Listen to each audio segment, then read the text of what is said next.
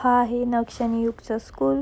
आज युगचा होता open house, त्यासाठी आम्ही गेलेलो युगच्या स्कूलमध्ये. आणि हा आहे युगच्या स्कूलमधला व्ह्यू. आणि फायनली टीचरशी मीटिंग करून आम्ही निघालो घरी जायला, कारण आम्हाला आज जायचं होतं, मला जायचं होतं कुलदेवतेला आमच्या भोईर कुटुंबासोबत फलटणला. पण आजचा पहिल्या दिवशीचा स्टे होता आमचा आई माऊली कारला लोणावळा येथे एकविरेला. आणि जाता जाता आम्ही फूड मॉलला थांबलो, थोडा नाश्ता करून सगळे निघाले.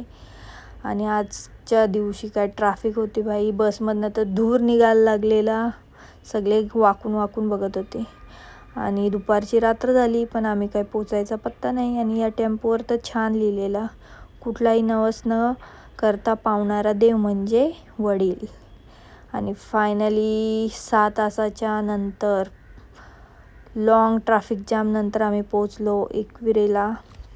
वर तर जाऊ शकत नाही, कारण की 9 नंतर तर मंदिर बंद होतो, म्हणून आम्ही सगळ्यांनी खालतीच एक एक करून दर्शन घेतला.